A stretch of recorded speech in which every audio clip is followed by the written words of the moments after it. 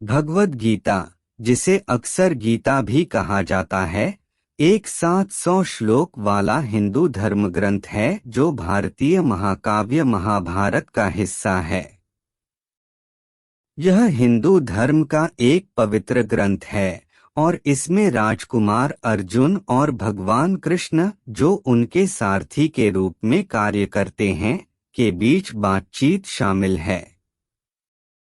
संवाद कुरुक्षेत्र के युद्ध क्षेत्र में होता है, जहां अर्जुन युद्ध में लड़ने को लेकर संदेह और नैतिक दुविधा से भरा होता है। भगवद गीता के अध्याय 1 को अर्जुन विषाद योग या अर्जुन की निराशा का योग के रूप में जाना जाता है। इस अध्याय में अर्जुन युद्ध के मैदान का सर्वेक्षण करता है और देखता है कि उसके कई रिश्तेदार, शिक्षक और मित्र संघर्ष के दोनों ओर इकट्ठे हुए हैं। दुख और करुणा से अभिभूत होकर वह संदेह और दुहक से भर जाता है।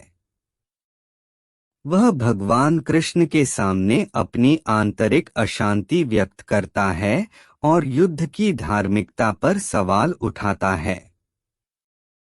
यहाँ कुछ प्रमुख सबक दिए गए हैं जिन्हें भगवद गीता के अध्याय 1 से प्राप्त किया जा सकता है। नैतिक दुविधाओं का सामना करना। सबक: अर्जुन का आंतरिक संघर्ष एक अनुस्मारक के रूप में कार्य करता है कि हम अक्सर ऐसी स्थितियों का सामना करते हैं जहां हमारे मूल्यों और जिम्मेदारियों में टकराव हो सकता है। यह हमें निर्णय लेने से पहले अपने सिद्धांतों और जिम्मेदारियों पर सावधानी पूर्वक विचार करना सिखाता है।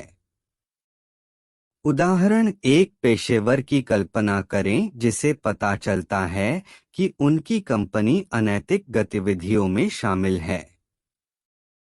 उन्हें कदाचार की रिपोर्ट करने, जिससे उनकी नौकरी खतरे में पड़ सकती है, या चुप रहने के बीच एक नैतिक दुविधा का सामना करना पड़ता है। यह युद्ध की धार्मिकता के साथ अर्जुन के संघर्ष को प्रतिध्वनित करता है। मानवीय भेद्यता को पहचानना। सबक: अर्जुन एक कुशल योद्धा होने के बावजूद असुरक्षा और दुख का अनुभव करता है।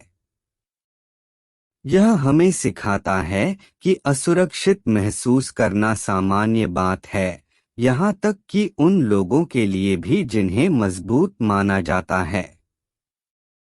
यह हमारे भावनात्मक संघर्षों को स्वीकार करने और संबोधित करने के महत्व पर जोर देता है। उदाहरण: एक सफल उद्यमी को कई व्यावसायिक असफलताओं का सामना करना पड़ता है और उसे अपनी क्षमताओं पर संदेह होने लगता है। वे अपने भविष्य के प्रयासों के बारे में असुरक्षित और अनिश्चित महसूस कर सकते हैं। यह दर्शाता है कि भेद्यता जीवन के सभी क्षेत्रों के व्यक्तियों को प्रभावित कर सकती है। मार्गदर्शन प्राप्त करने का महत्व।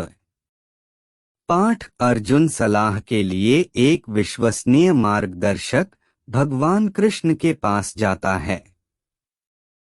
यह चुनौतियों का सामना करने पर विशेष रूप से बुद्धिमान और अनुभवी स्रोतों से सलाह लेने के महत्व पर जोर देता है। उदाहरण: एक व्यक्ति तलाक या किसी प्रियजन की हानि जैसी कठिन व्यक्तिगत स्थिति से गुजर रहा है, एक विश्वसनीय मित्र या चिकित्सक से सलाह लेता है। यह उन लोगों से मार्गदर्शन मांगने के महत्व को दर्शाता है जो समर्थन और परिप्रेक्ष्य प्रदान कर सकते हैं। अलगाव को समझना।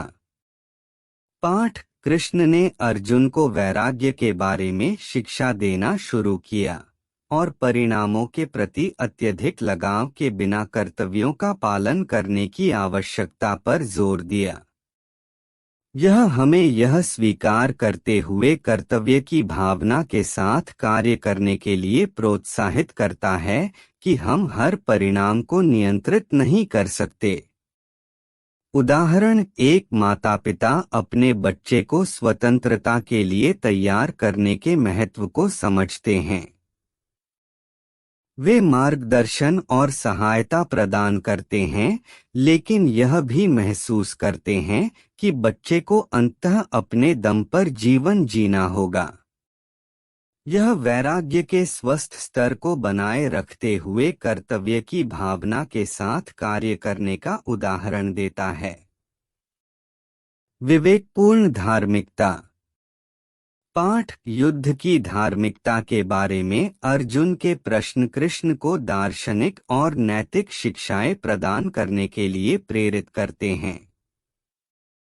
यह जटिल परिस्थितियों में यह समझने के महत्व पर प्रकाश डालता है कि नैतिक रूप से क्या सही और उचित है।